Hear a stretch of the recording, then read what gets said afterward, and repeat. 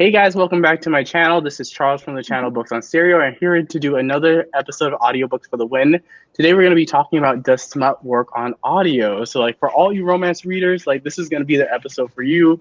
We're going to get wild, it's going to get crazy, but before we get into today's topic, I want my other amazing co-hosts to go ahead and introduce themselves. So Amanda, we'll start with you. Oh, hello. Oh, hello, you two. My intro. I was like, you had to do the classic intro. Yeah. Hi, everybody. I'm Amanda, the Naughty Librarian. I'm on the booktubes. I read a lot of romance. I read a lot of fantasy. I have my trusty glass of wine.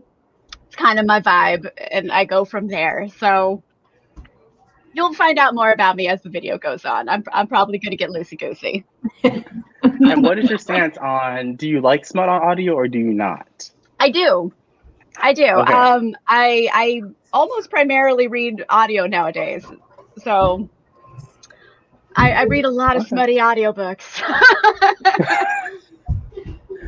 Okay, so Taji, you're up next. Hi, so my name is Taji and I'm from Taji's World of Books. And I am fairly new to BookTube or YouTube, but I'm having a great time with it. I am predominantly a romance reader. I love fantasy romance, paranormal romance, anything romance. I heard you say this before, Jen. I think I started off reading fantasy, but really quickly recognized that the part of the fantasy that I loved was the relationship component. And so I was like, well, why the heck am I doing this, getting frustrated with these fantasy books? Let me just switch over to romance and just go all down the rabbit hole. And so the smuttier, the better.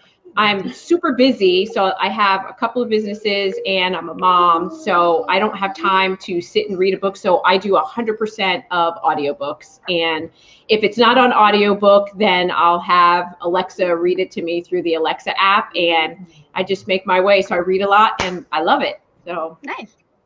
Awesome. Yeah, and what's your stance? Do you like smut on audio or no? I love it. I love it. And it has to be like a certain narrator. Like I love Zachary Weber. I love that deep baritone of his voice. It's so amazing. And then like if it's a book that's set in like the UK and it's an English author, then Steve West is my guy. Like I love it. So I just like melt in my seat, you know. Did you say Steve West? He does a lot of fantasy. There's someone named Shane East, who's my Oh shit. I think they're the same. Are they the same person? Because I looked it up before, so to make sure that I think they're the same person. That's so. We're not exposing, but like it's clear by like the directional last name. Yeah. Right. Yeah, right. I was Like the same. Who's that? Like I'm literally like, oh, she's gonna say Shane West, and then you said Steve East, and I was like, you're like what? I'm gonna have to look up Steve East. I'm gonna have to look him up. Either that or we're totally outing people's aliases over here. I'm just making people up. No. Yeah, that's hilarious. Oh. You won't at him. It's fine. Yeah, Steve West has a lot of fantasy too. Yeah, he does. Yeah. And then Jen, how about you? Give us your intro. Yeah, well, I'm Jen from the Book Refuge, and same thing, man. I have been reading predominantly romance for the past year, but I started in YA fantasy, adult fantasy, and yeah, same thing. In a romance, nobody sacrifices himself for the planet. We get our HEA, and like, sorry, we're sitting in front of my dark romance shelf. Everyone, this is my dark romance shelf, and that's even more my favorite because that hero says F you to the world, and he'll burn the world for you. So there's no sacrificing for the world. It's you are number one, and that's me. So yes, my stance is 100% audio. In fact, I go more and more audio. Every wrap up I have more audio because I work at a desk job and I'm able to listen at work and do other things. In fact, my favorite thing to do is to sit with the physical book. I was just doing this before this. Sit with the book and listen. Yes, I love it. It is the most immersive, wonderful experience ever. So fully team, just smut it right up for me. So yeah. I have to say, Jen, I totally agree with you because I feel like when I'm in the car and I'm listening to the book, I'm distracted because I'm like, obviously I'm paying attention to my driving. I'm thinking about other things. So I don't like take in as much of the information of the book that I want to. Whereas at night when I'm sitting and I have the physical book in front of me and I'm listening to the audiobook, like I'm all into that world and I'm like clenching my teeth and I'm like, you know, depending on what part we are at or so. For sure, I agree. Yeah. And so, is it safe to assume, Jen, that you are like a fan of like Smut on audio? Yes. Yeah. Okay. So it seems like we're all in agreement. So why does Smut work on audio? It seems like we teased a little bit that it has to do a little bit of the narrator. Yeah. Now, is there a preference, like if you like female narrated sex scenes or male narrated sex scenes, or is it more about the performance?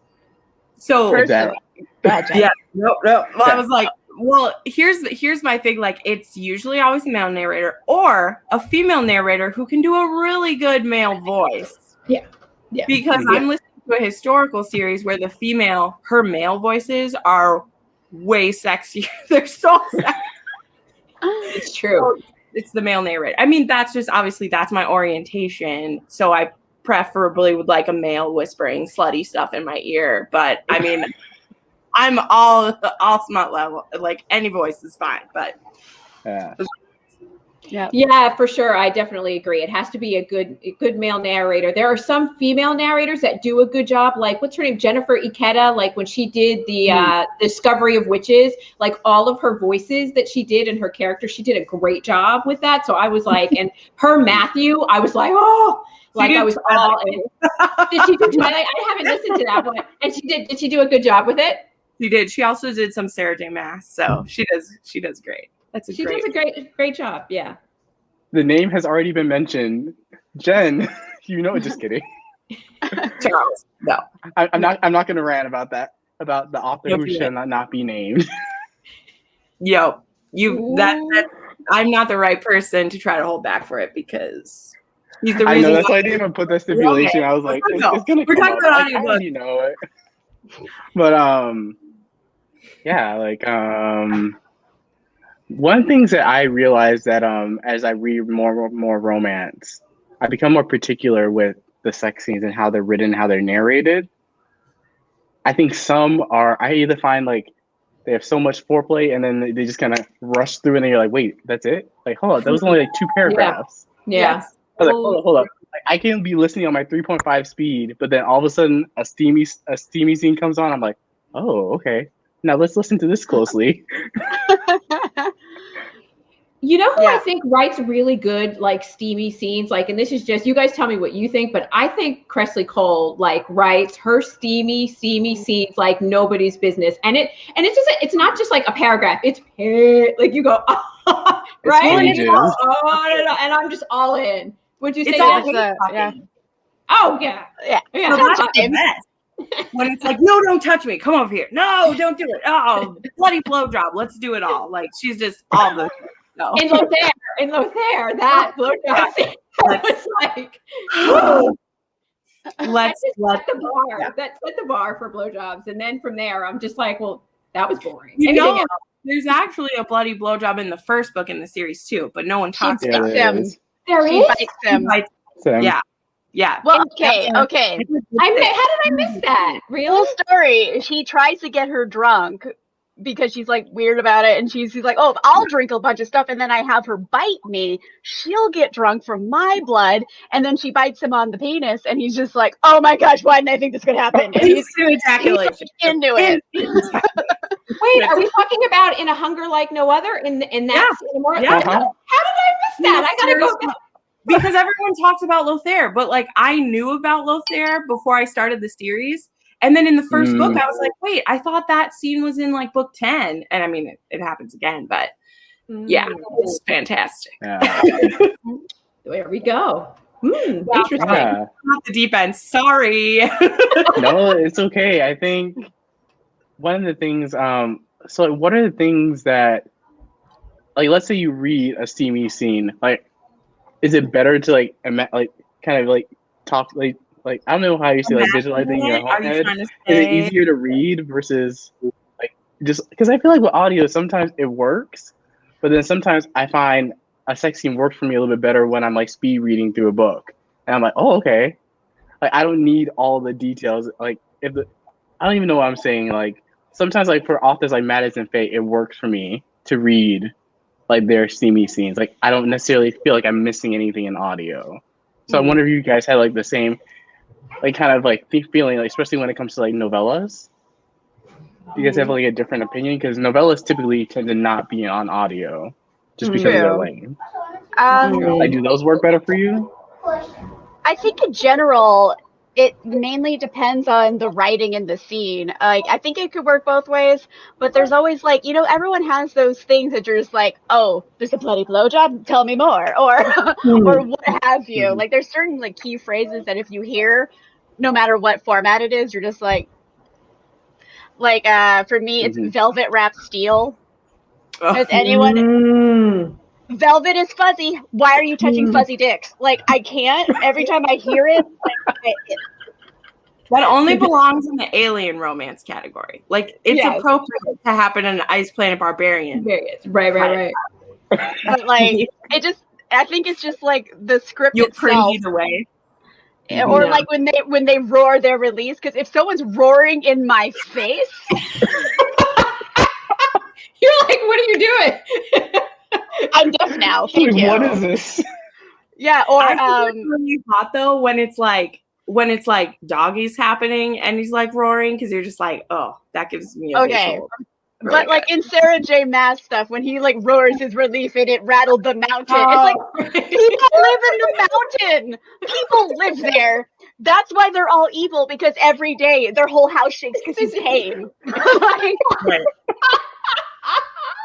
Nobody gets to sleep at night because that's happening.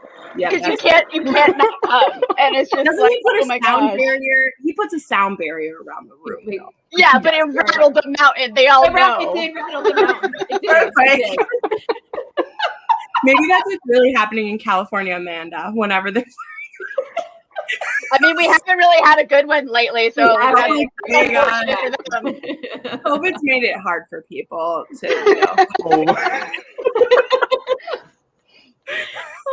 So I think what I was saying, I think it really depends on the script. If it's written or in spoken, it depends on what's being read or what's written. I think is the key factor here. Yeah. I think in my opinion of it is that, to me, how do I say this? Because I agree with you. I think that if something's well written, to me, it doesn't matter how I read it. And if something is poorly written, it's just exacerbated by being read out loud. You know, just think of that. Of like, they're not cringy when they're read out loud. Even in a good romance novel, you know, someone can read something out loud and it can be awkward, whatever. But a well-told story is just going to sweep you up if you're listening to it. You know, like to me, I'm just in rapt attention. And like Taji said, like if you maybe aren't listening totally well because you're distracted and then a really good part of the book happens, like I have some narrators when we get to that part that I specifically want to point out because of how they build to certain parts, whether it's in they have like looked ahead enough to know that like this is a part where I'm going to talk a little bit faster and I'm going to get a little more intense. And there are some narrators who do that. And then there's some other ones who the way that they read, they're like always doing in the same thing, no matter what's happening. And then I'm just like, because you're just doing that because you think it sounds interesting. But when that book is sped up, even a little bit, you just start to sound like a bouncing something when you're talking and you're and it's really annoying. So I think a really good talent can elevate a story, but if a story's bad, there's only so much they can do. So right. I agree.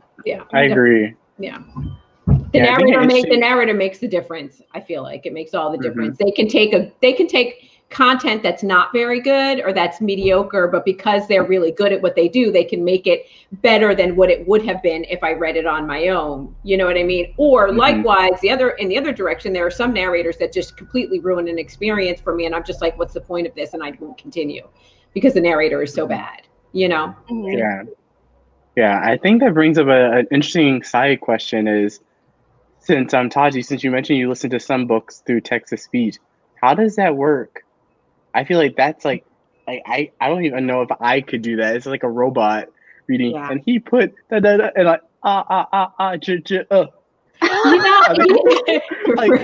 that's how a text to speech would do. So like I tried it, it doesn't work for me. I'm like, I Like, guess what maybe do you guys because, think about that? well, for me, because I went into it expecting that it was going to be very robotic and it was going to be like very glitchy. And so I was like, and I tried it on like a novella that was like 50, 70 pages, something. And actually, when you do the Alexa app to read it to you, she does do the inflections. And so I was surprised to hear that there was more emotion built into Alexa than I was expecting. So I was pleasantly surprised. I guess maybe because I had my like expectations make all the difference, right? So if your expectations are way up here and it doesn't deliver, you're disappointed. So I kind of went away feeling like, okay, this wasn't bad. But I have to say that I don't do that a lot. I'll either do the audiobook or I'll wait. Like, for example, Den of Vipers, I was like, I've had it for 2 years and I waited until it came out on audiobook to actually read it. Because I was like, this is 600 something pages. I'm not sitting down to read this whole book. I don't have time for this. I'm going to wait for audiobook. Look at Jen. Jen is like, Just like, I can't believe you waited that I would long. show you. It's literally up there. I fucking love that book. What? I'm It's gonna- on audio? Oh my god. it's on Yeah, it audio. is. It's on audio, so it's on my TBR. Like, Oh. Diesel is my favorite chaotic evil. Then you have to like bug the authors and ask them like, when's your audio coming out? That's what I Well, they're do. expensive. I'm like, hey, this author, where's this audiobook? And they're like, oh, it's Right, let's coming. I'm like, crowdfund. okay. Let's crowdfund for some of these. You know what I'm waiting for audiobook? I'm so frustrated and I want it. It's Jen, you talk about this book. It's San Mariano's, what's his name? Bad guy. Untouchable. I'm so frustrated. This is not on audiobook. So I'm like, I've got it and it's on my always shelf. right here. And see, I want to do this. I need to do this. It's always right here.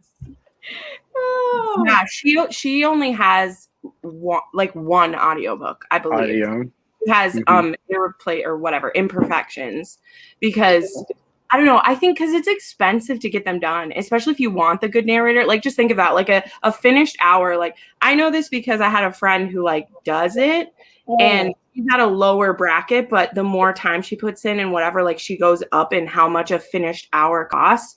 So if you have a book that's this thick and 500 pages, that could be a 12-hour audiobook. That could cost easily $1,000. Usually a finished hour takes 2 hours to create. So like, anyway, sorry, just a little side note, because I wish all of her books were in audio. Right. But I think to your point, Jen, like I was thinking about this, Charles, when you and I spoke, like, don't you think that it increases readership, right? Because all of us are so busy, and I would imagine that there's a certain demographic that is interested in romance books, right? And so we're all busy. We all have stuff going on. And so if you are able to put your book out in audiobook, I wonder if you have higher sales with that particular book as compared to books that are not your same content area, but it's not on audio. I don't know, Yeah. I wonder. I heard, like, I know at least from, I watched the Instagram live with Nana Malone and Andy Arndt, and she basically said like audiobooks do earn out, so you do end up making money from it, but in terms of like which one performs more, a lot of times there's like there's definitely romance readers who do not like to listen to audiobooks. Right. And so sometimes you find it's just like it opens up a new avenue for readers to find you, like the audiobook only listeners, but sometimes it doesn't necessarily, one outweighs the other. Like, that's why sometimes the author will publish the book first and then wait for the audio, because there's going to be a ton of readers who are just going to read the book and just be fine with that. And then like there's like people like us who are going to hold out and wait like a year or two for the audiobook to come out, and then we read the book that way. So I think there's definitely people who like Smut does not work on audio for, and I think, playing devil's advocate, I think sometimes it's cringy hearing like the dirty talk or the descriptions for someone who's just not comfortable with that. Sometimes it's easier for them to read it, because I think there's definitely romance readers out there who like the closed door romances, who like the very light fade to black type romances. I think we're coming at it from a different perspective. I think there's also a little bit of like reasons why we like, I think, are some of the reasons why some other people may not like these types of audiobooks. Yeah. Right. Go ahead, Jen. Oh, sorry. I think that's a really good point because I recently, this is so funny. It wasn't connected with this, but I recently did a poll on my community page because I was reached out to by an audio app to test them out. And so I just did a poll of like, who listens to audios? And I had over 50% of like, I think I had like 500 people answer the poll. And over 50% of that were just like, I've never tried it, not interested, or I tried it and I'm not interested. And I agree about the romance part because I myself, I've been listening to audiobooks for about 7 years now. That's how old my Audible account is. But I only started listening to romance when quarantine began last year. I finally started right before it ended. And so I agree with you. I forget because I've been loving it for so long because it just makes my life easier. Like it just makes my life easier that I can listen to it and whatever. And I think some people are nervous. So, I mean, anyone who's maybe watching this who actually thinks the title like Smut on audio is the worst, like start with a book you know is closed door. Like start with the Unhoneymooners. Like start with one of those and see if you like that because worst comes worst, you can skip ahead 2 minutes on the thing. So like the smut part of the book isn't the whole book, you know, unless you're, you know, if you're reading a novella, sure. But even in books like Presley Cole, smut isn't the whole book, and you might still love audio. So I would just encourage people who are maybe like, oh, I don't want to listen to my romance. Like you can do two things. You can start closed door if you want to, or you can just skip it. Like you can just skip it. You can skip to the end of the chapter. You can skip a little bit, like, and then you're still getting the experience. I just think audiobooks make your life so much easier. But anyway. Yeah.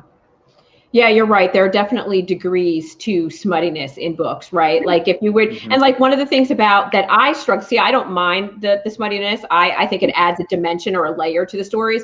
Like for me, for example, with historicals, I like historicals, but I struggle because of that closed door. Like I feel like there's all that buildup and then I didn't get it. And so I'm like I felt I was all in and then it's always like, what's the point? Whereas I really like dark romances, not for the smutting. We're all looking at you like, what historicals have you been reading? I was like, there's definitely She's like going to be sending me a list. She's like, go down this. Like Jen and I did a podcast all about Tessa Dare, so we're like, no, there's smut in some. Yeah, I was like, girlfriend, let me just I just read the newest Eloise James. I have never read such horny historical characters from the Georgian times. I have never read such horny characters. And I was like, oh, Eloise, please. Anyway, sorry. I didn't mean to interrupt you. I was just like, what? Yeah, sorry. I love it. They're like going to educate me. They're like, no. Girl, no. I agree with you. I don't like closed doors. So anyway, sorry. Yeah. Or like Lindsay Sands. They all have a murder mystery. See, I just want to read Lindsay Sands just because of the way you talk about them, Amanda. You're just like, it's like dumb, beautiful people and someone dies. Yeah. There's always a murder mystery and there's like a lock and kilts and just stupid people falling in love. Like, I love it. It's a bag of mini Snickers because all the books are a mini Snickers and they all taste exactly the same, but it's okay because you like mini Snickers. So right. Yeah, they're fun and smutty and kilty and delightful. I love it. See, and I think I love dark romances the most because of the arc and the development. I like that dark romance authors make their characters go through some shit and they have to work through it and they get their happily ever after, but it didn't come easily. And I'm like, the more like angst, I'm all there, right? Like I want to see it. Bring it to me. Give it to me. Put it in my veins. I think the opposite side of why people tend to like steer away from dark romance is that there's a lot of hard lines for a lot of romance readers. Yeah. So like even though they put up these like take like Pam Godwin, like some stuff in her books, like some things like if a character does something, it's like most romance readers are like, you can do a whole 100, you can do like a whole book of the hero just groveling and it still won't work for those readers because they're like, they cross the line. I think that's where dark romance is hard to like really give people recommendations for because you really have to know like what are their content warnings, what are their trigger warnings, XYZ, or just in general because like, just the content like dubious consent. Some readers just don't like reading that. That's like a hard Like, that's a hard no for them. Yeah. For that reason too, like I think dark romance, even like going down, that is the niche that has the least amount of audiobooks too. I was just gonna that out. Mm-hmm. Dark romance has the least amount of audiobooks because I feel like the fans of it are such a small sliver that then the fans who would listen on audio is an even smaller sliver. So that's totally fair. I mean, I might need to have Alexa get dirty and read this to me so that I can have it. But yeah, he's a fucking monster, but I just Is he a fucking monster though? he is. I mean, Fucking monster. He face fucks the heroine in the first, like, non-consensually. Oh my god! I gotta get. That's the trigger warning. Like, That's the trigger warning of the book.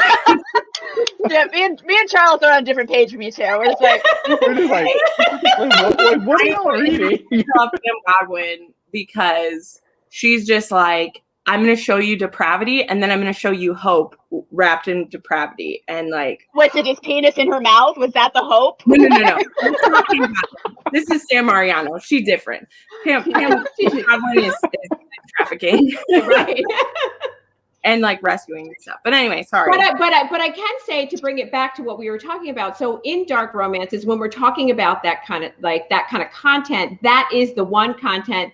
While I listen to it and I love it, and I will go and I want to see that development of the character, it's the area that is the toughest to listen to on audiobook, if that makes sense, right? Because of the dubious consent, because of the sex trafficking, because it's a serial killer, like forced proximity, whatever. Right. Like that's tough, and you're hearing it, so it's bringing it to life even more. So there are parts that you're just like, oh, wow, that's a lot. Whereas I feel like if I'm reading it, it might not impact me in quite the same way when you have all the inflections and the emotion that the narrator brings into the story. So it's another layer. Two senses, when you add sight and sound, it's a lot more. Like, I listened to Pam Godwin's Deliver series, the whole series, and like there were definite times where I'm like, okay, we're gonna put it down for just a little bit. Like, and I don't do that. Like, I'll just finish something and I was like, I'm going to go watch Sesame Street. I'll be back. Not quite that dramatic, but I'm going to go listen to like Lauren Page book. Not Lauren Page. She's also dark romance. Lauren. She's like, no, wait, let me find one. Yeah. Anyway. But you do have to have palate cleansers, right? Like in between. So I will listen to dark romance, and then I'll stop and go, you know what? I'm going to pull one of my old school YA fantasies, like, you know, that has a romance, but it's like kind of sweet and like cinnamon rolly. I'll pull that in, and then I feel like, oh, okay. And now I can go back into some of the harder stuff so that it's not a constant, because it can be a lot. Yeah, absolutely. Yeah. And I would say for me, when I was first getting into audiobooks in general, I remember the first romance audiobook I picked up and I absolutely hated it. I did not know what I was getting into. It was I still remember the book was No Ordinary Billionaire by J.S. Scott. It was like $1.99 for the audiobook on Amazon. So I was like, oh, let's try this. Like, I didn't know what it was. I was thinking like, oh, this is gonna be like a bodyguard suspense type thing. And then I read it, I'm like, oh no. The theme came in. I was like, who wants to listen to this? Like, that was my first reaction, because I was like, what the hell is this? I was like, this is... Yeah, sometimes it comes out like, oh, is this badly written porn? Is this porn where I can't watch it? I'm just giving the audio narration of porn. Okay. Yeah, some of it's just like, oh, no, it's only sex scenes, and you're like, you have to get from point A to sex, so you have to put something plot-wise in, but the plot doesn't matter. It's just how fast can we get to the sex scenes? Exactly. Yeah, we've all read some of those. I haven't read much of Helen Hart, but when I look at her stuff, it looks to me like that's her content area. But I don't know. Like, have you guys read any of Helen Hart stuff? I haven't. I have a couple. I think I read. She has a vampire one, I think. Yeah, she does, and it feels like it's all like smut. She has a lot of BDSM. Oh, does she? And like, I've learned the difference between good BDSM and BDSM that was written right after 50 Shades of Grey. Like, there's a difference. Yeah. And again, not trashing that. This is not a thing I'm coming from, because it's led to lots of great things. But as someone who's pretty interested in those tropes, You can tell when a book, and especially if it's written in like 2013, 2014, you're like, this is going to be right. And then you read stuff written in like 2019, and I'm like, that's how you do that. Okay. Well, you guys have mentioned Kresley Cole a few times. Have you read her BDSM series? Because that's it is the era of 50 Shades, but like, it's like 50 Shades looks cute. It looks cute in comparison. Like, oh my word. Like, sex clubs on devices and like dangling, and then she passes out from sex. Like, I like the scene where they're in the steam room. They're in the like steam room or the hot room or whatever. Like when she's like all flushed from like, you know, the buildup of everything. I thought that was great. He beats her with the leaves, willow. Yeah, the willow. It's a spa. It's true. It's true. You know who else? It's a spa. You know who else did a really good. We go to this spa. She's like, I'm all in. Sign me up. You know who did a good BDSM in a male was Alex Hall in For Real, with the younger guy and the older. And so you would think it would be the older guy was the one that was like the dom, and it wasn't. It was like this young, like I think they called him, what do they call an embryo or something? They were making fun of him. A fetus. A fetus. That's what it's like. You are a fetus, but you make me really hot. So let's bang. Amazing. I love that. Defeated submissive who's really just like, I don't want to do this anymore. I'm done with it. And then he's like, who's this young squirt? It was great. I loved it. Loved it. They did a good job. Yeah. Yep. So I think a good question to ask, I think we already touched about, Jenna, you already touched on this a little bit, was how do you recommend someone gets into like romance audiobooks? Because I definitely feel I still think audiobooks are not as popular. I think they got a little bit more popular, but I still think a lot of people prefer to pick up the ebook or physical book and just read it themselves instead of have someone else read them. So I wonder, especially when you add on this like the smut level content, and then like you have like content warnings and other things like that. I think if you take away the smut and you had all like the dark content, that would no one would have an issue. Like we all read like Gillian Flynn or Gone Girl or like some of the dark thrillers or Karen Slaughter, and those do really well on both platforms. But I think there's just something inherent about like listening to someone describe a sex scene that's like sometimes just like it just doesn't work for some people. And I wonder how you convince those people to get into those types of romance audiobooks, or maybe it's just not for them. It will never be for them. So like, what are your guys' thoughts on that? Well, I mean, if someone's already a little bit, gun shy about smut, I don't want to give them like The Professional by Kresley Cole, because they're just going to run and hide in a hole. So you have to like ease them in, just the tip at first. So I don't know. I would give them something a bit more gentle. I just went somewhere way away with that. Go ahead. Yeah. So I would say maybe start with like Beverly Jenkins. Their historical romances. There's a dash of smut, not too much smut, but it's like a really good historical fiction story. And then like to just throw a dash of smut on top, and then like you'll read it and you won't know that's a smutty book until the end, and you're like, oh wait, there was smut in it. Okay, so maybe I'm not freaked out by smut. Right. So my advice of this, because this is how I started with audiobooks, period, right? So I started, like I said, 7 years ago. I was one of the snobs who was like, that doesn't count as reading. Like, I know, I've learned. I was only 20 years old and didn't know anything myself. I started with a book that was already my favorite and that I already loved it. And so I started with a book that I already knew it really well. Because I know some people are worried they won't pay attention. People are worried that it will be too much for them. And I'm like, trust me, 1x speed is slow. You'll be okay. It's so slow. So it is. Like, I just had one the other day. I was trying to figure out how to use a new app, and I was like, this is too slow. But I started with a book that I'd read many times before, and I borrowed it from the library, and I started with that. And then I felt comfortable to try a book I hadn't read. But again, I still owned the physical copy of it as well. So it was one I hadn't read before, but I was reading it along. In fact, it was Cinder by Marissa Meyer. I hadn't read it yet. Okay. It's one of my credit. Yeah, I used one of my credits for my free sign up. I bought a book I'd read before, one I hadn't, and one that was like, it was a self-help book that I was listening to in the car or whatever. So that was my first experience, is I started with one that I'd read before and loved it. Then I started with one that I hadn't read, but I had the physical book so that I could listen along. And then it became easy enough to be like, oh, well, I'll put this down while I'm folding my laundry.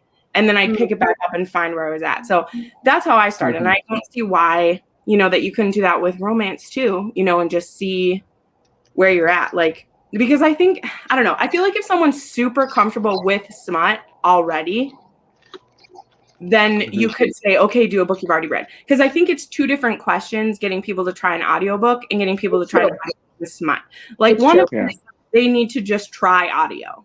Right. Like I wouldn't just recommend someone try smut who hasn't tried audio at all, because it's going to.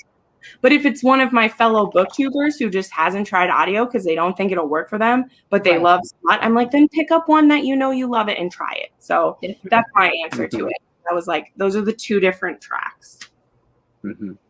Yeah, I agree 100% with what you're saying, Jen. Like, and so like to keep it like bifurcated in that way, like, so in terms of trying audiobooks, there are certain audiobooks that I feel like the audiobook brings the life and makes the story. So for example, Jade Kristoff's The Illuminae Files, if I were to just read that book, I would not have taken away the same experience. When you get on that audiobook, you're like, whoa, this like takes you to a whole other place. Fantastic. Or another example is Daisy Jones and the Six, who's written by Taylor Jenkins Reid. Yeah, Taylor Jenkins Reid. That's another example of like the audiobook really gave it a whole nother layer of life to the book. Whereas if you're trying to get into smut, I wouldn't, and you're not familiar with that, I think I would start with them off with either a YA or a new adult romance where it's very subtle, and then gradually move them up into some of the lighter stuff and see how they do with that, as opposed to throwing them all in with, some of the more hardcore scenes. But some of the new adult books out there that are just like, it's still steamy and still spicy, but it's not quite the same level. Yeah. Fantasy is where I started with it. Like fantasy are the audiobook. Like I listened to the Inheritance Cycle. Gerard, not Gerard Butler, but Gerald something is his name. I know what you're talking about. Him, like the voice he does for the dragons in that. So that's why, like I said, I only started listening to romance last year. It's because I exclusively listened to my fantasy books on audio, like Brandon Sanderson. Like I could just pay better attention to his books having them. And then so even me, who I've been reading romance since it was my first books I ever read. But I started audio with just fantasy because they helped me, like I said, to have two senses engaged, like trying to read. But 100% Illuminae Files is exactly the one I was going to say, because that's a way to make someone an Audible fan. Full cast audio, sound effects. Just like, I can't imagine trying to read that book without audio. Exactly. No way. It's a weird experience. It's a weird experience. Right. You don't get the same, like, all the, like, they read you what's important, because some of the pages you're like, what's important on this sheet? Like, exactly. Yeah. Or the other thing I'm thinking about too, like in terms of like an introduction to like, smut or like light smut would be like some of the contemporaries, like for example, Talia Hibbert and the Brown sisters, for example, like where you get that romance element, but it's not too heavy. Like it's like, I think for me, I guess maybe I'm jaded because of what I'm reading, but it's I was thinking like I heard those are that pretty might be a little bit steamy. I didn't think so. Like, there you go. I heard they were pretty sexy. They're on my TBR. Well, okay, like it depends what sexy is. I'm like the only person in the world who didn't like it. I didn't like them either. I'm with you, Amanda. I didn't think, I was like, what was all the hype? Like I didn't. Yeah, like get a life, Chloe Brown. It's grow the fuck up, Chloe Brown. Like I Thank you. I think most people are just excited for the disability rep because there were some disabilities that people didn't have. So but like, part of it, he also finger bangs her in the park. Like there you go, everybody. Spoiler alert. Was it at the park or was it like after the park? In the park. It's like, it's just out in public. There you go. I'm good. So anyway, that's true. That's true. I think that was I think there's something interesting between indie and traditionally published. books in terms of like the steam level that is kind of being teased out a little bit, and I think that translates to the audiobook sales. Like, take like books like The Roommate by Rosie Dannon, or like the Brown Sisters trilogy by Talia Hibbert, or Red, White, and Royal Blue, and people were just like going crazy, like, oh, these books are so spicy, they're so steamy. But like for like indie romance readers, they're like, this is You're cute. I was like, you think this is something. Let me ruffle your hair. So like maybe that could be something that you start them on the traditional published side and some of those books before shifting, because indie basically anything can go really without, if it violates like store rules, then they might get taken down. But like indies can go a lot further because they don't have any gatekeeper like a publisher watering down their content too much. To your point, like some of Kay Webster's books, I love Kay Webster. I absolutely love her. But if you think about Wild and Free, like, you know what I mean? Like, that's like on the banned list, you know, and that's like and I think she does 100% indie publishing, doesn't she? Yeah, she's 100% indie. Yeah. So, you know, we obviously are not going to introduce folks there, but, you know, like giving them the continuum of where they start. But that makes sense. Right. Has anyone ever had a audiobook mishap? Like, I have. I haven't. I feel like it's a fun question. I'm sorry, I'm taking over the question, but I'm just like, it's a fun thing. I want to know about. If it's the worst, but I haven't. But I live alone and I like work in an office alone, so I don't really have them happen. So. I had them happen so many. I remember I was at my grandmother's house and I was listening to like I can't remember what book it was, but it was in the middle of a sex scene, and I had my like Bluetooth headphones on, and I didn't realize it wasn't connected. So like, and she's like, and then the app froze. So I'm like trying to throw drop the volume. Like that was the most like that always happens when it's like a steamy part that something awry happens, and then someone happens to walk in, and you're like, God dang never leave your book at a steamy part. Just don't leave a bookmark at that spot. Don't like have your Kindle at that spot, because what I've had it with a fiction book. I like my friends come over and I still have my book sitting on my table, which they see my apartment. But what does my friend do? He picks up my book to see where I'm at, and is just like he like looked around and just said, and then he looked at me and he was like, and I was like, you know what my channel's about, buddy. You know what's going on. But anyway, Amanda, what was sorry, I haven't. What was yours? I was at my old job. I used to work in Hollywood, and I remember I just got back from lunch. I was just setting up my headphones. My headphones disconnected, and it was just like all of a sudden, bleh, like right in the front. And I was like, "This is how I die." Okay. And like as soon as it happens, you don't know what to do. Your hands stop working, and your brain stops working. You're just like, "Oh no." I was like, luckily I got it turned off, but like in my soul, I was like, this is how I die now. Okay. We always forget to just turn it down. Like we're always trying to like get in. I've just heard it's like I just turn it down, and then it's like you figured out. But yeah, it was right in the middle of a room of 20 people, and no one said anything. So I'm like, everyone heard this. Like, now don't pretend like you didn't hear this. Like, we all know what happened. I love it. Love it. Are we gonna say what our favorites are now? Because I really want to hear your favorites. I'm dying. Yeah, we can go into so we're going to be talking about some of our favorite audiobooks that do smut well that we would. It doesn't have to be something that you would necessarily recommend. It could be something that you really, really like. So you can do either or. I have the narrator. That's what I was going to share. Okay, you can do narrator. That's fine. Which I think Zachary Weber was already mentioned. Joe Arden is a big one as well. Steve West and Shane East. I think there was an East and West debate earlier. Yeah. And then the other guy is Sebastian York. Sebastian York is really, really good. He does a good job. Yep. Yeah. Teddy Hamilton's my favorite. Yeah. Because he does like all different. He does like MMMMMMF. He does them all. He pops up everywhere. And then I feel like we have to have some female representation. So I think I said Jennifer Ikeda I really like, and then Lauren Fortang. She does the Bone and Siege, Lee Bardugo series. She's the one who narrates that. And, like, her voices are really good. She's very entertaining. So it's another one. Fiona Hardingham. It's really good too. Yeah.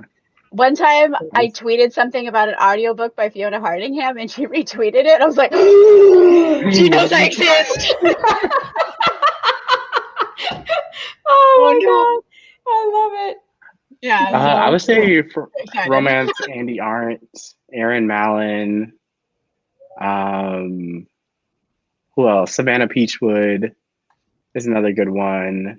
Lily Valenti. She's an author and narrator. If you're interested in that. Those are like the main. Or Bombi Turpin. I forgot about her.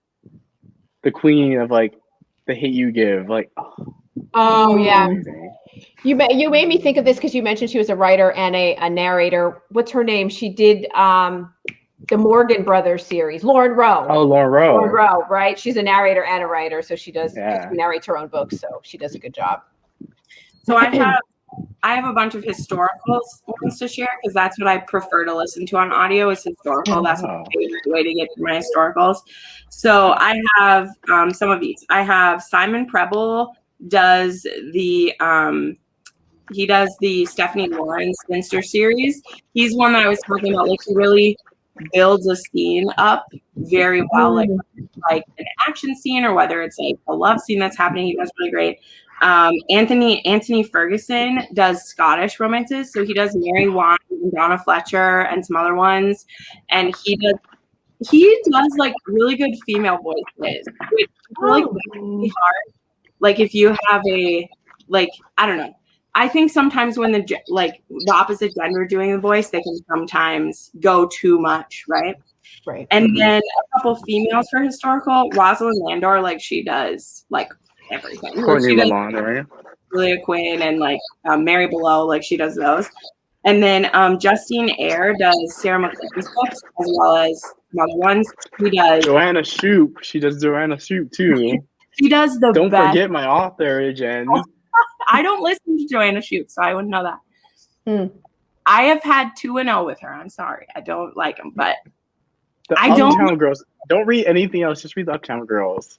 I'm scared to read her backlist. The backlist is not as good. You didn't like the Rogue of Fifth Avenue? You don't like Faraday Mass. Let's not go there. Everyone who I've recommended those books has loved them. Oh my God! Shots fired! Shots fired! Right. We're gonna be experiencing book drama. Amanda and I are like, ducking and dodging, right? She does really good male voices. Like the male voices that Justine Eyre does are amazing. And then the last one that I have is Angela Daw. She does Neilani Singh's books as well as Jennifer Ashley. So she does Scottish books and she does those. And then Robert Peckoff is the narrator of Grizzly Cole. There we go. That's my list. Really Do you guys when you just said that, Jen? I'm sorry, what, Charles? Do you like Derek Perkins too, Jen?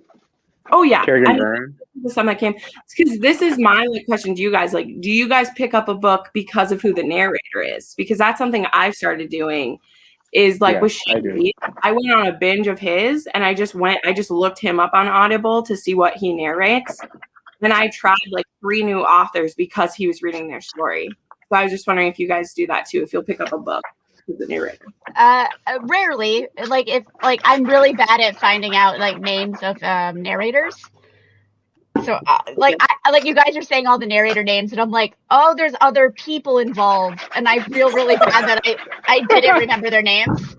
But there's a few that I know of that I'm just like, I like Fiona Hardingham and Steve West. Like I will like look up books that they've done, but they're really big in the fantasy world more so than the romance world. Okay. I like that though. I mean, I didn't notice them until I started noticing I really liked a certain voice. And I think it's like, because Joe Arden, he did a bunch of books that were on Audible Escape. So binging stuff, I'd be like, oh, I like that voice. And then eventually I'd be like, oh, I love that voice. And then I looked who it was. Like for the first year, I didn't notice people's names. I would just be like, oh, I like this voice, and then like keep listening. Yeah. But, I don't think I'll necessarily pick up a book because of a narrator, but if I'm dragging my feet because I'm like, you know how like you have a book and you're like, I don't know if this is going to be really that good. It's been on my TBR for a really long time. I need to get to it. And then if I look it up and see who the narrator is and it's one of the narrators that I really like, then I'm like, oh, okay, this is going to be a good experience, you know, just because of the person who's reading it. But I was going to ask, do you guys associate certain books with the narrator? So like, for example, whenever I hear Jim Frangione's voice, like I go right to Black Dagger Brotherhood because he does all the Black Dagger Brotherhood. So if I heard him do something else, I think it would throw me off because I automatically associate him with those characters.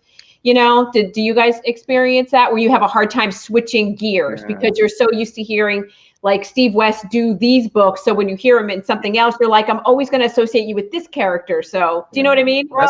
That's why authors do that. They prefer to have like, if they have a bunch of series or like a huge backlist, they like to stick with like maybe one or two narrators, so that they build that big like brand recognition. Like Kerrigan has Derek, Derek, Kresley has Perkin. Derek, what is his name? Robert Peckhoff. Lee Bardugo has Lauren. Like all these authors have like Justine Eyre. She has like her set of authors that she usually always does her books for. Like, I get it. Like that's the kind of like the point of doing it. So like readers like immediately, if they're doing another audiobook, they're like, oh, I wonder if this author has another book with this narrator. So like it immediately brings you right back. Story. Yeah. Yeah. Yeah. I personally like audiobooks, especially for romance that have more than one narrator. For me, like if I have like a male presenting voice doing a male character and a female presenting voice doing a female character, I kind of like that dichotomy a bit more than having a male presenting voice do a falsetto for a female voice. Right. Especially in the sex scene when they're trying to like moan in a high pitch. So it's just like, woo! And it's like no one's going to be upset if you just moan normal, like, or they're trying to like deepen their voice. Like if it's a female presenting voice doing a male character and they go, ugh, and it's like, that's an unsexy sound. One of the things that's one of the things I mean about when there's someone super talented. Like I just listened to the Grip trilogy, and the female voice when she does Grip, it is so sexy. Like and then when it'll switch to the Grip voice, I'm like, oh, this is just his normal voice. Okay, exactly. Yeah, you know what? I feel the same way about Lee Bardugo. When I like the people when they're doing a Kaz Brecker voice more than the character playing Kaz Brecker. Right. Oh yeah, I agree with that, Amanda. I agree with that. Up in their own thing. Yeah. Especially the Inez voice for Kaz because it's all raspy, and I'm like, that's Kaz to me. But when Kaz starts narrating Kaz's chapters, I'm like, who are you? Go away! Bring back Inez's voice. They do it so good that you have to listen and you're like, I can't hear that female's voice in this male voice she does. Like that's how I felt listening to the Grip book, is that her voice changed so much when she does his that I'm like, how is this you? How are you making that sound? Like, I've heard a lot of bad ones though. Yeah, there's a lot of good ones and a lot of bad ones. It's true. It's true. That's why I have faves. Like that's why I'm like, Shanice can make a girl's cum sound very good. Like I believe something to put on the resume, I guess. I believe. It's because like it's more cost effective to have just one narrator. It is. Sorry. Yeah. He has merchandise that says the voice you want to take to bed with you. Yes. I kind of want to Joe Arden. They have their little beef on Twitter. So like they're both like, they have their little beef on Twitter. Gotta check it out. It's not really they're friends. Like it's just like it's like fun to pit them against each other because like Joe Arden is the king of fuck. So like they have two competing brands. Yeah. Okay. Those are strong words. To self-plug myself, I have an interview with Joe Arden. If you wanted to go check that out. Yay! That's so cool. So that was my only stuff. I had to do that self plug, but I'm done now. When is it going up? When is it happening? It's already out, Taji. It's already out. Okay, I'm gonna have to go check it out. It came out on his own holiday. He apparently has a whole holiday on the 27th of March. I'm literally gonna go watch it right after this because I watched the one with Andy and I freaking loved it. But I feel like you don't advertise your videos enough, Charles. Like, I need you to blast this stuff out to me. I have 500 people I subscribe to. Like, tell me when it comes out. I'm so excited. In our defense, it wasn't that long ago that it came out. Okay. No, it was only a few days ago, so it's not like it came out 3 months ago. I mean, I don't want. I'm a good friend. I watch videos. Yeah, it was like a few days ago. It's okay. It's fine. Video. Thank you, Amanda. Thank you. I'm in the beginning of this. I'm sorry. I'm excited. Okay. Yeah, I don't know when this video is going live, but it's only 6 days since March 27th at this point. So okay. All right. So it's less than a week. Recent. I'm gonna do it's it. still recent. Okay. But I had another question as a little twist. I think we talked more about Smut on audio in terms of like the MF dynamic. I wonder how do you guys feel when you add like menages or MM or FF to the equation? Because I find personally with those, they have to be really well written for them to work on audio, or I'm literally like, who is putting what where? Where is this person? I read a foursome at one point and I was like, I was confused half the time. Yeah. I was confused what was happening, like who was who. Yeah. Right. I think that's the same as like what we said before though, of like you have to write it well. Like you need to do like Katie Robert does and get out your Barbies and describe what you see and not just imagine it. Because she said, she's like, yeah, I was doing a sex scene and I realized that he would have needed to have 3 arms. So I had to change that around. Like she uses her Barbies when she has 3 or more people in a scene. And I'm like, do it. Go get the bendy Barbies. Yeah. But I think if it's an audiobook, if they can differentiate the characters, like especially if it's like an FF or an MM and it's like a male presenting voice doing an MM romance, I need 2 different voices. Otherwise it's just like who's saying what, who's where is what, who's with what is where, like exactly right. So if they can differentiate the 2 characters enough that I can tell them apart, because you can't use the same voice for both characters. So yeah, I've read good ones and bad ones. What was this one? The Lady's Guide to Celestial Mechanics, which is a FF historical. Very good. I was able to clearly differentiate both characters all the time. So it kind of depends, I think, if the author, or not the author, the narrator is able to differentiate who's going where with what in different like voices. Or even just a cadence or something. Yeah, I agree. That's like one I wanted to ask that question because it does add a wrench. Because when you have 2 of the same gender or multiple genders of the same gender in a book, like if you have like 4 guys and it's a foursome, or 4 females and it's a foursome, that like in audio you would have to have like 4 distinct voices. But how do you make all those voices distinct? Because I read somewhere like if it's male, they'll tend to make one of the male voices higher, and I see they do that in FF too. One tends to be like a lower, the dominant female tends to be like a lower, kind of like grislier voice, and the less dominant, if you can say, like has a little bit more higher voice. That's the way I've seen it differentiated, but I don't know. Does like having 2 narrators work, or do you prefer just having? Does it work for you if it's just one if it's done well? I'm going to go back to Lady's Guide to Celestial Mechanics because that's one of the best FF historical romances I've ever read. I really like it a lot.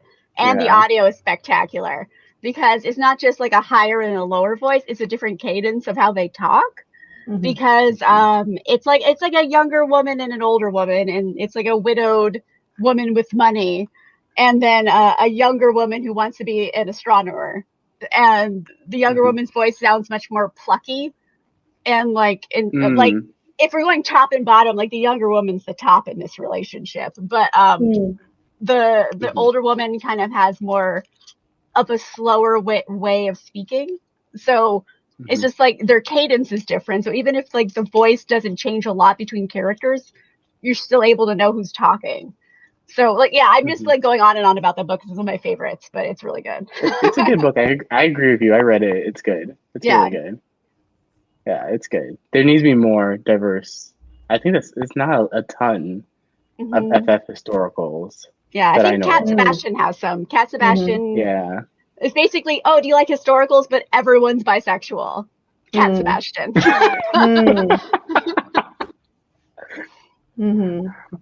Okay, and I think to round us out, does anyone have any final recommendations for audiobooks or audiobooks that they love that they would like to share before I wrap us up? I really like the books by Karina Halley. I don't know if it's Hal or Halley. I've heard both pronunciations. I don't know. Who knows? Yeah. But yeah, she was on an interview and said Hal. I think that's it. Okay. Halley. Well, Okay. however you want to pronounce it. We all know Karina. We got that part down. Right. But really great rom-coms. Her older stuff. She also does some horror stuff, and she has a lot of really fun rom-coms. And a lot of them happen in foreign countries. So there's a lot of accents. There's like love in Spanish or something. So there's like a Spanish accent and like and there's New Zealand was a big one. So lots of accents, usually dual narrator. So a male presenting voice and a female presenting voice. And underrated. I like them. And also they're usually for free on a lot of platforms. So bargain. Like I know they're on Hoopla. Nice. Like if you have Hoopla from your library, there are a lot of them on there. Okay. There's a lot of her on the new AnyPlay app too. There's a bunch because for new ones. She has a new vampire romance out, and it was pretty fun. I read that one. It was good.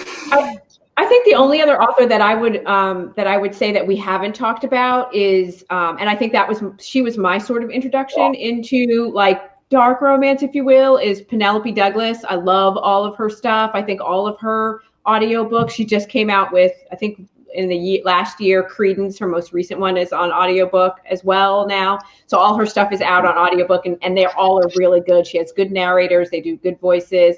It brings you into the story, and they do a great job. So,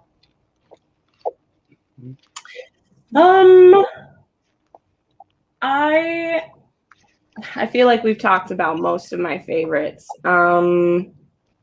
Yeah, I do. Do you have a cinnamon roll character? Because I know you like your bad boys, but do you have a cinnamon roll as your favorite? Oh. I mean, kind of just whenever they show up. I mean, my cinnamon roll, I like them too. I just want them to be alpha in the bedroom. Like they can be cinnamon everywhere else. Like I'm cool with it. Cinnamon in the streets, alpha in the sheets. Yeah. So Amanda, put that on a T-shirt. Like you would sell thousands of those. Thousands. Yeah. Well, at least last year. I can't think of anything because I'm a little drunk and a little bit whatever. But Kerrigan Burns is fantastic. I know we said loved it. I love that reasoning. Oh, she's like, I love it too much. Honestly, I'm just pretending I'm not drunk, so we're in the same page.